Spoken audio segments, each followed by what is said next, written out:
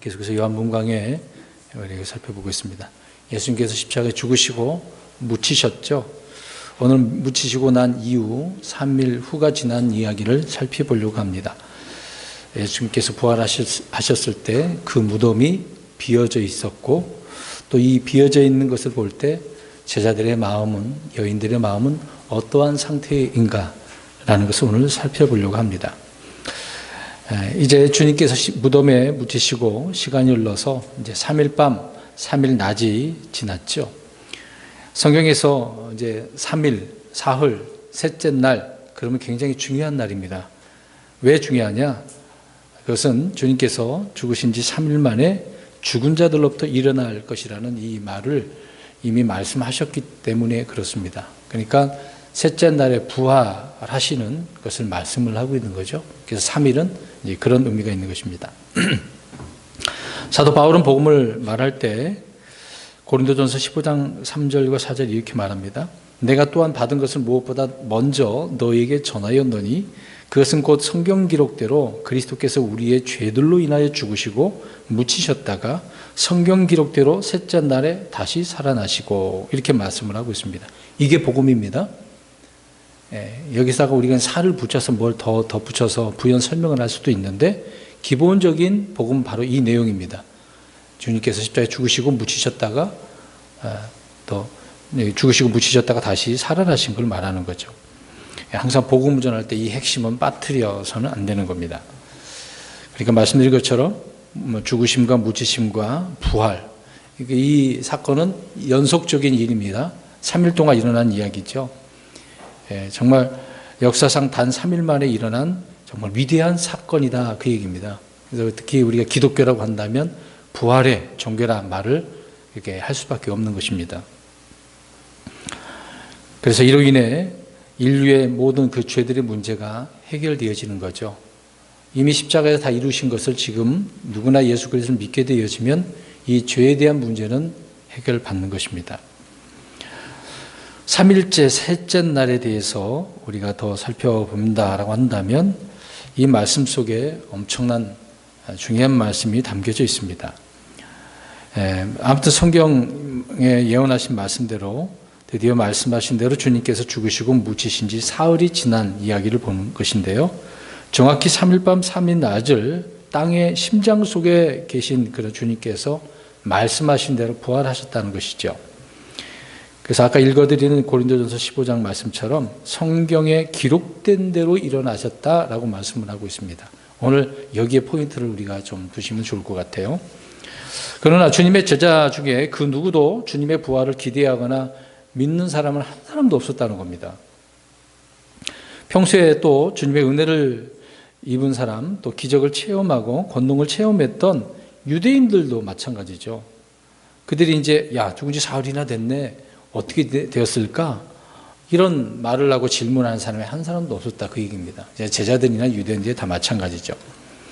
3년 반씩이나 주님을 따라다니며 또 물질로 섬기면 그 주님을 섬겼던 그런 많은 사람들 중에서도 주님의 부활을 믿은 사람은 없었습니다. 그 누구도 믿지 않았다는 얘기죠. 이들의 믿음은 주님이 십자가에 못 박힐 때 그냥 그걸로 끝난 것입니다. 마음은 그때 굳어버리고 불신으로 인해서 어떤 영적인 조명, 빛을 받아야 되는데 그런 것도 없는 상태, 끝나버린 거죠. 그래서 제자들도 다 뿔뿔이 어떻게 돼버렸습니까? 흩어져서 자기가 있던 곳으로 돌아간 거죠. 그러니까 믿음도 영적 조명도 얻을 수 없는 그런 상태였다, 그 얘기입니다. 이것이 우리 인간의 한계잖아요. 참 우리의 믿음의 한계가 이런 마지막 절벽에 서 있는 것을 보게 되었습니다. 제자들은 그래서 말씀드린 것처럼 숨어버렸고 고향으로 돌아가고 있었던 것이죠. 이것이 주님이 죽으신 지 3일째 있었던 일들입니다.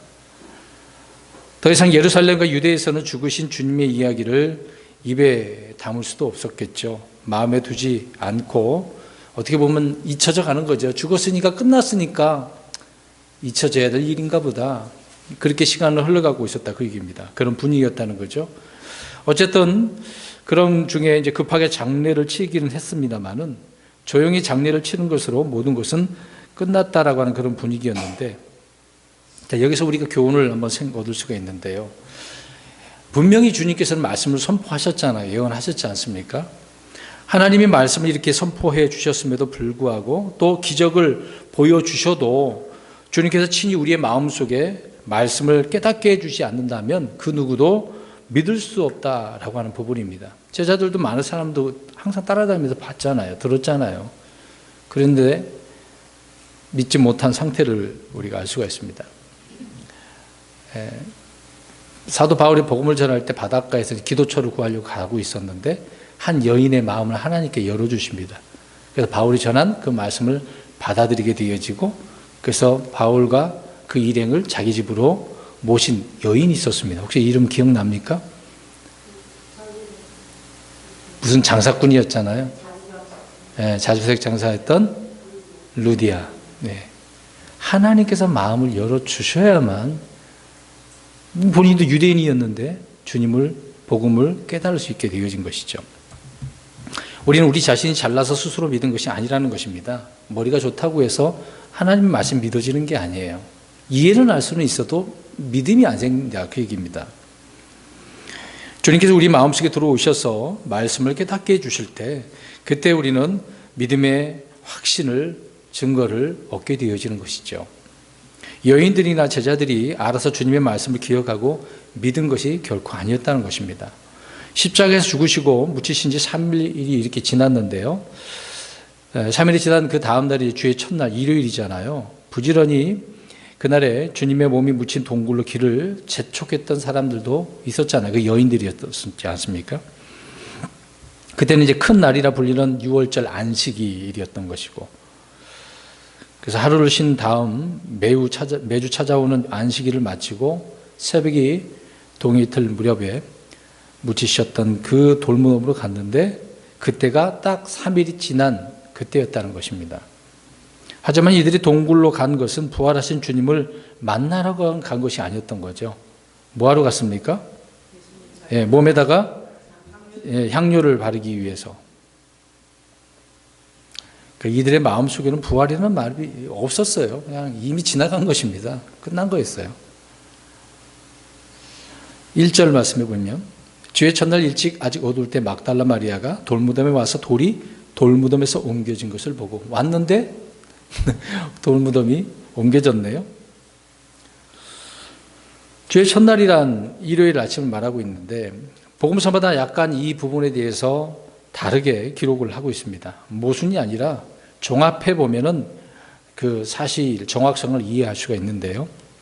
요한복음에는 오늘 지금 우리가 보고 있는 요한복음에는 막달라 마리아의 이름만 나옵니다. 그런데 누가복음에 보면은 요한나와 야고보의 모친 마리아도 나오죠.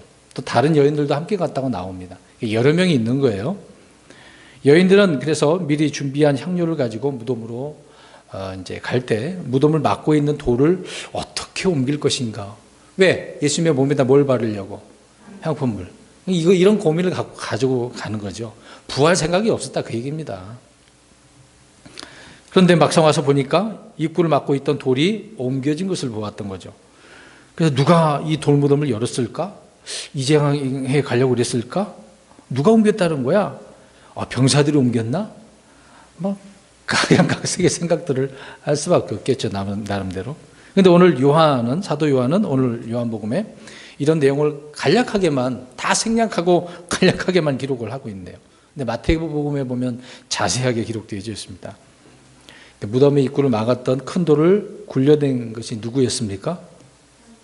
천사들이었죠. 큰 지진과 함께 굴려졌고 천사들은 그 위에 앉아 있었는데 용모가 너무 무서워가지고 병사들이 어떻게 됐어요? 다 도망가 버렸어요. 너무 무서워서.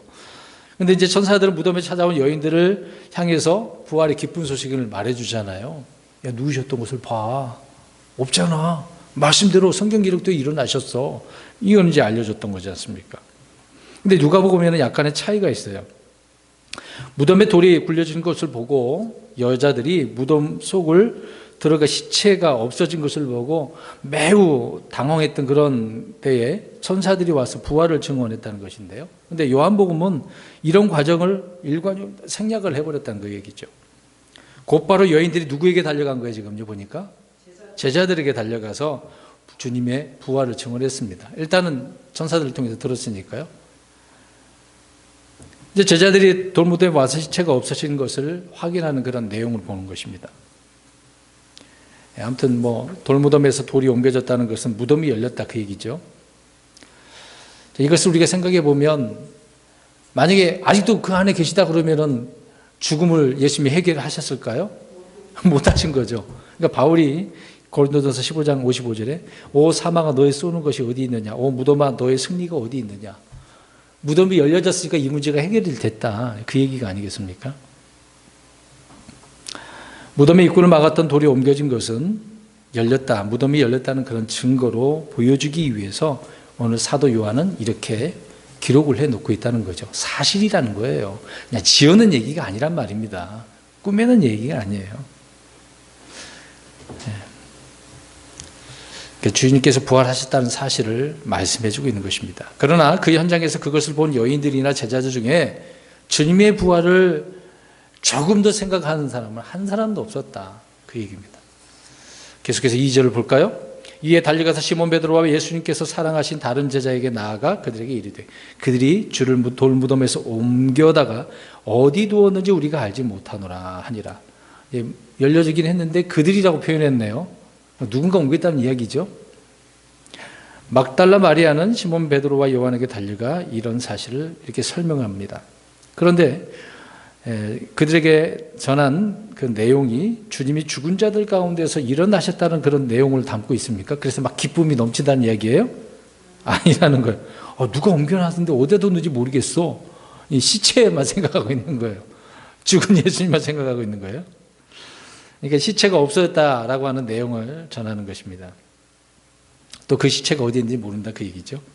그러니까 지금 부활한 이 사건의 그 내용을 전혀 이해하지 못하고 감지하지 못하고 있는 겁니다.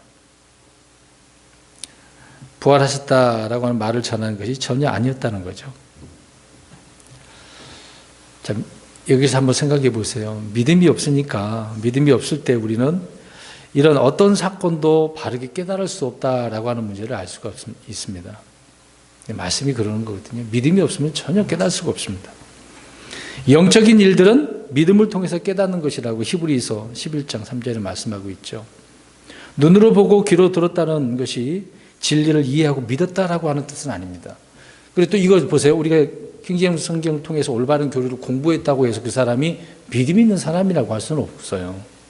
배우긴 배운다는 지식은 있어서 알긴 아는데 그 사람이 믿음이 있고 성장한 사람이라고 볼 수가 없는 것입니다.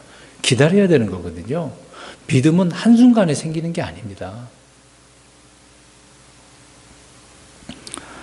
눈으로 보고 귀로 들었다는 것이 진리를 이해하고 믿다는 뜻이 아니다. 다시 한번 말씀드리는 겁니다. 진리는 육신의 눈과 귀로 깨닫는 것이 아니라 말씀을 통해 믿음으로만 깨달아진다는 거죠. 자, 말씀을 통해 무엇으로 깨달아진다? 믿음으로 깨달아진다. 여인들은 가장 먼저 빈 무덤을 그래서 목격을 했습니다. 천사들의 증언도 들었죠. 하지만 믿음으로 받은 말씀이 아니라고 한다면 이런 증거의 능력은 소용이 없어요. 봐도 소용이 없다 그 얘기입니다. 그냥 요한복음의 마리아를 말하고 있는데 시체가 어디에 있는지 모릅니다. 그냥 그 정도라는 거예요. 그 정도. 그것을 눈으로 봤다 그 얘기입니다. 그래서 우리가 알지 못하노라라고 이런 말을 할 수밖에 없는 거죠. 계속해서 3절 보겠습니다. 그러므로 베드로와 그 다른 제자 요한이죠. 나아가 돌무덤으로 가니라. 이제 두 사람이 갔네요.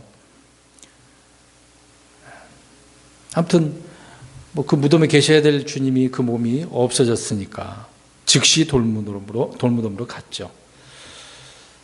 그러니까 이 두 사람도 역시 부활에 대한 생각이 없는 거예요.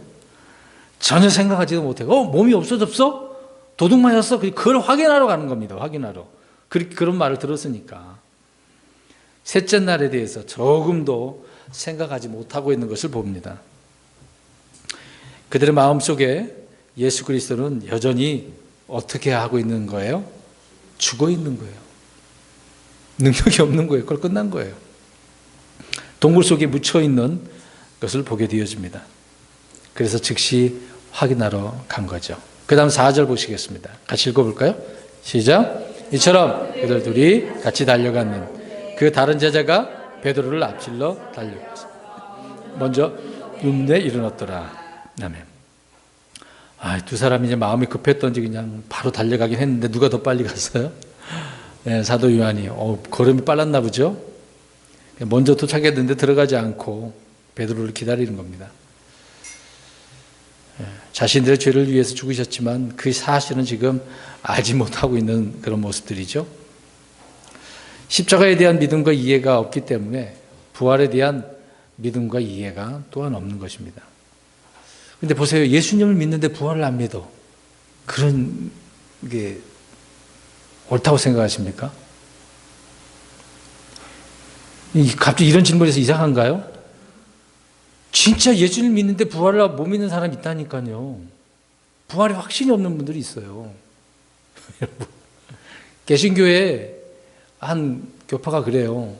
거기는 짬뽕 신앙이어가지고 부활 안 믿는 분들이 있어요. 목사님 안 믿는다니까요. 근데 부활절 행사를 하더라고요. 안 믿으면서. 여러분 희한하지 않습니까? 저는 그런 얘기 직접 들어왔기 때문에 말씀드리는 겁니다. 그런 사람도 봤고요. 그냥 막연히. 그래서 말씀드린 것처럼 믿음이 없으니까 부활에 대한 믿음과 이해가 또 없는 것이에요. 당연한 거다 그 얘기입니다. 구약에서 분명히 요나가 3일 밤 3일 낮 동안 고래 뱃속에 있는 것 같이라고 예수님이 직접 증언하셨습니다. 그런 것처럼 사람의 아들도 밤낮으로 사흘 동안 땅의 심장부에 있을 것이다 라고 말씀을 하셨죠. 주님께서 몸소 친히 보여주시겠다라고 하는 요나의 표적에 대해서 알지 못한 채 무덤으로 지금 제자들은 달려가고 있는 거죠. 예수님께서 부활하셨어. 그걸 확인해야지. 그런 목적이 아니었다 그 얘기입니다. 계속해서 5절 볼까요? 그가 몸을 구부려 안을 들여다보고 암호파가 놓인 것을 보았으나 아직 들어가지는 아니하였더라. 요한이 무덤에 먼저 도착은 했습니다만은 먼저 들어가지는 않았을 뿐이죠. 같이 이제 베드로가 오면은 현장을 보기 위해서 그랬던 것입니다. 근데 이 순간에 사도 요한은 굉장히 신중한 모습을 보이네요. 안에는 주님의 몸을 쌌던 암호포가 놓여만 있었습니다. 그러니까 여기서 한번 보세요. 우리가 여기서 중요한 부분이 뭐냐면 부활과 지금 육신의 관계가 어떠냐 그 말입니다. 부활했으면 몸이 거기 있어야 돼요? 없어야 돼요? 없어야 되는 거죠. 부활은 바로 그것입니다. 십자가에 못 박히신 주님은 몸은 그냥 쓸모없어서 없어져 버리는 썩어져 버릴 그런 게 아니라는 거죠. 보면 부활 그러면은 뭐에 대한 부활이죠? 몸이. 그러니까 예수님이 다시 살아나려고 뭐가 필요한 거죠? 몸이 필요한 거죠. 부활은 몸이 부활하는 겁니다. 혼이 부활 아닙니다. 영이 부활 아닙니다. 영은 어떻게 하는 거예요? 거듭나는 것이고 혼은 지옥으로부터 구원받는 것이고 몸은 부활하는 거거든요. 그래서 우리는 이 몸의 부활을 소망하는 거죠. 물론 살아서 죽지 않고 올라가면 더 좋고요. 그래서 주님이 빨리 오셨으면 좋겠습니다. 솔직한 제 입장은. 우리 여기 계시면 다 죽으면 안 보고 맛을 보지 않고 그냥 살아서 휴거했으면 좋겠습니다. 그렇게 됐으면 정말 좋을 것 같아요. 아무튼 부활한 순간에 그 몸이 필요했기 때문에 부활하신 것이고 몸이 시체가 없었던 그 얘기죠. 아무튼 우리 주님께서 영광스러운 몸, 영적인 몸 이것을 입을 때에 이전의 몸은 어떻게 되겠습니까? 땅에 모른 것이 아니죠. 살아났으니까요. 비록 손에 못자국이 있고 창에 창자국이 있다 하더라도 그 몸이 부활의 몸이어야 되기 때문에 그렇습니다. 우리는 주님이 오기 전에 죽는다면 땅에 묻히거나 화장되거나 어떤 방법으로는 시체가 우리 몸이 처리가 되겠죠. 그러나 우리 몸은 썩어 없어지고 땅으로 물론 돌아가지만 그것이 끝이 아니지 않습니까? 변화된 몸으로 부활해서 하늘로 올라가니까. 그래서 이 부활의 소망이 우리에게 더 넘쳤으면 좋을 것 같습니다.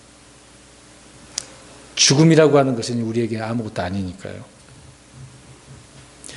우리 이제 지금수 장면이 한번 질문을 하셨던 부분인데 마태복음 27장 52, 53절을 보면 무덤이 열리니까 잠든 성도들의 많은 몸이 일어났다라고 이야기하죠. 구약 성도들이 예수님께서 이제 첫 열매이시고 첫 열매들 가운데 이들이 부활한 내용입니다. 근데 전부 다 부활했느냐 아니 일부분이냐 그거는 좀 해석의 차이가 있습니다. 저는 이제 일부분이라고 저는 생각을 하는데요.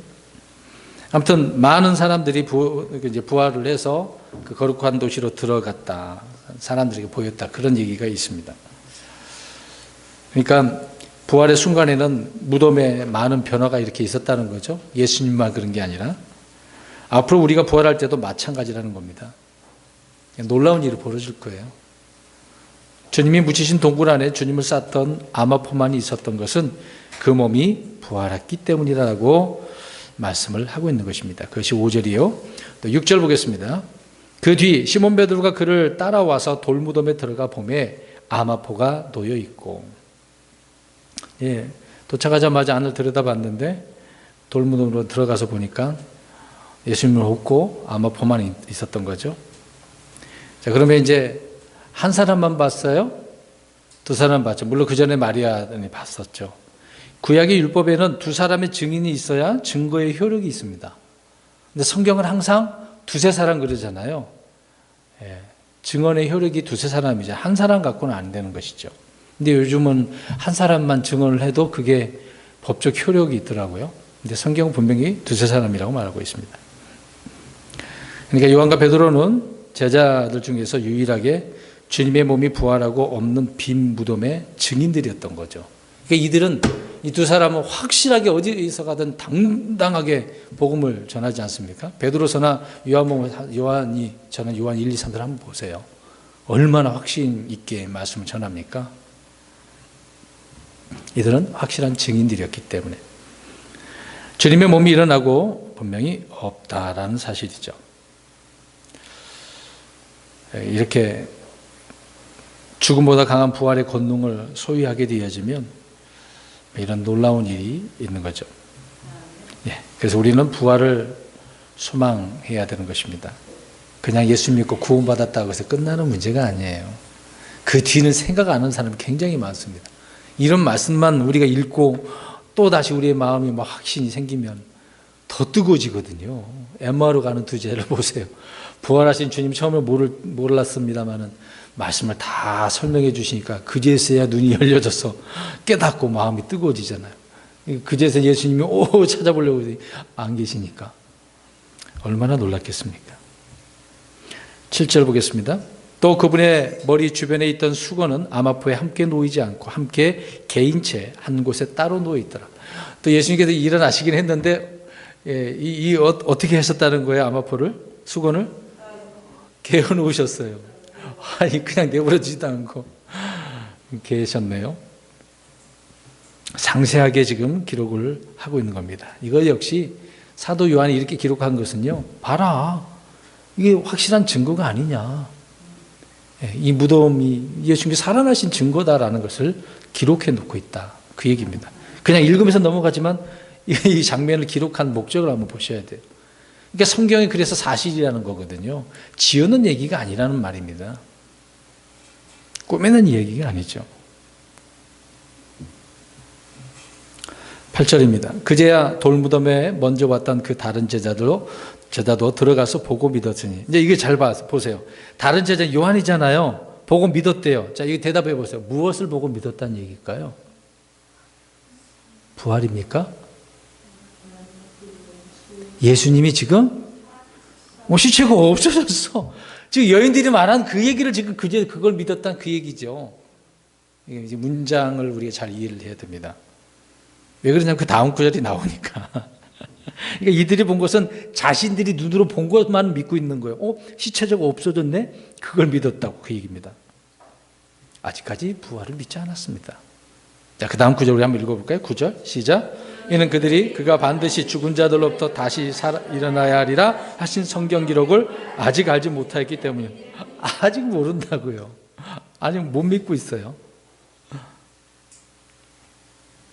그러니까 오늘 요한복음에서는 사도 요한과 자신이죠. 자기가 이렇게 나중에 기록한 거지만 자기 자신 요한과 베드로가 주님의 부활을 믿지 못한 이유를 간단하지만 아주 정확하게 진술을 하고 있는 거예요. 성경을 믿지 못하면 어떤 증거도 증거가 안 되는 거예요. 처음에 제가 얘기했잖아요. 성경 기록대로 안 믿어지면 안 돼요. 아무리 어떤 증거를 갖다 보여줘도 안 믿어지는 겁니다. 성경을 알지 못한 믿음은 믿음이 아니라 하나의 영적인 망상이겠죠. 십자가에서 주님이 못 박힌 모습을 보고 무덤에 직접 이렇게 장사 지내고 빈 무덤을 본다 하더라도 성경 기록을 알지 못함으로써 믿음은 오지 않는다, 그 얘기입니다. 우리는 지금 성경에 기록된 말씀을 가지고 이렇게 이야기를 나누고 있잖아요. 근데 믿고 있지 않습니까? 이런 말을 하는데도 못 믿고 아닌 것 같은데 정말 그럴까? 그러면 믿음이 없는 거거든요. 부인하는 거 아니겠습니까? 예수님 무슨 부활했겠어? 부인하는 거죠. 십자가에서 주님이 못 박힌 그 모습을 보고 무덤에 직접 장사 지내 본다 하더라도 안 된다, 그 얘기입니다. 주님은 제자들에게 부활을 가르치실 때 성경을 자세하게 풀어주시고 깨닫게 해주셨잖아요. 오늘날도 마찬가지입니다. 성경 기록을 통해서만 참된 믿음을 소유할 수가 있다. 그래서 여러분 보세요. 고고학자들이 성경의 그 역사를 정말 그랬는가라고 찾아다니는 사람이 있어요, 없어요? 있어요. 그래서 그런 사람들이나 그런 사람이 만드는 책이나 역사책을 통해서 믿어진다? 아니에요. 우리는 무엇을 통해서 믿습니까? 그렇죠. 기록된 말씀을 통해서 믿는 거예요. 다른 성경 말고 사람이 만약에 제가 이거 외에다 그 외에 덧붙여서 뭘 연구해가지고 직접 찾아가서 이렇다라고 만들어 온다, 그거는 진리라고 할 수 있습니까? 아니, 그냥 보조 자료일 뿐이지 진리라고 할 수는 없어요. 성경만이 올바른 진리입니다. 왜? 성경이 오류가 없기 때문에. 우리에게 보존하신 성경을 우리가 지금 보고 있는 거 아닙니까? 오늘날 완벽한 성경이 없다고 하는데 어떻게 해요? 그렇게 믿고 싶은 분은 그렇게 믿는 거고. 네, 성경을 그래서 우리가 살펴보아야 됩니다. 물론 책도 도움을 줄 수는 있어요. 유명한 사람 초청해놓고 들어서 이해할 수는 있어요. 근데 우리는 그것을 듣고서 정말 하나님께서 그러더라라고 믿는 게 아니라 성경 기록된 말씀을 통해서 믿는 거거든요. 그게 다른 점이에요. 그게 기준이 다른다는 거죠. 그래서 성경을 읽어야 됩니다. 기도하셔야 됩니다. 열심히 보셔야 됩니다. 이런 말을 하는 거거든요. 대부분의 그리스도인들은 성경 안 읽습니다. 죄송한 이야기지만, 물론 다 그렇다고 그러지는 않지만 많은 분들이 그래도 안 읽고 있거든요. 마지막 10절 보십시오. 이에 제자들이 다시 자기들의 집으로 돌아가니라. 그러니까 제자들이 할 수 있는지는 뭡니까? 아무것도 없어요. 안 믿어지니까 그냥 어떡하지? 고민만 하고 돌아가는 거예요. 예. 로마 총독에게 시체를 달라고 할 수도 없고, 누가 가져갔습니까? 찾아달라고 할 수도 없는 그런 노릇이고. 그렇다고 해서 탐정을 구해야 되나요? 형사를 찾아가야 되나? 그러니까 오늘 이제 요한복음 20장 1절에서 10절의 말씀을 통해서 보면은 무덤은 어떤 상태에서 지금요? 텅 비었어요. 그럼 그들의 마음은, 제자들의 마음도 비었다는 거죠. 그런 상태로 돌아간 거예요. 오늘날 우리가 어떻습니까? 많은 그리스도인들이 이런 제자들처럼 텅 빈 마음, 주님으로 말씀으로 채워져 있어야 되는 이 마음이 텅 비어가지고 낙심으로 가득 차고 염려로 가득 차고 모든 것이 끝났다, 하늘은 이제 더 이상 역사 안 한다, 그래 버리면 어떻게 하겠습니까? 네, 본인 스스로가 이제 끝나는 거죠. 그래서 우리는 결론적으로 오늘 말씀을 통해서 역사적 사건의 현장에서도요, 우리의 믿음을 바로잡을 수 있는, 방향을 바로잡아주는 성경 말씀, 진리밖에 없다, 그 얘기입니다.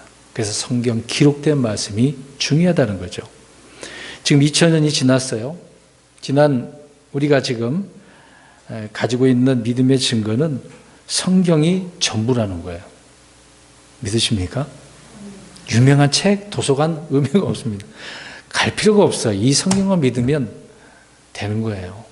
뭐 제가 책을 못 읽게 하려고 그런 게 아니라 성경의 기준이 더 다른 거 비교가 안 된다. 그걸 말씀드리는 거죠. 그래서 우리는 날마다 더욱 말씀을 상고해야 됩니다. 그런 성도가 되어야 됩니다. 던져 넣어버리지 마시고 언제든지 보셔야 됩니다. 지금 뭐 스마트폰이 발달돼 가지고 성경책 안 보고 스마트폰으로 다 보긴 하는데요. 되도록이면 저는 성경책을 봤으면 좋겠습니다. 지금 세상이 발달돼서 전자 쪽으로 우리가 보는 거지만 성경 분명히 책 이야기하거든요. 책으로 된 것을 봤으면 좋겠습니다. 물론 뭐 패드나 스마트폰으로 우리가 성경책을 안 들고 다닐 때는 볼 수는 있겠죠. 그러나 더 우리는 책을 통해서 직접 우리의 눈으로 확인하고 더 풍성한 믿음을 가지고 주님을 섬길 수 있는 저희 여러분 되시기를 주의 이름으로 축원합니다. 아멘. 기도합니다.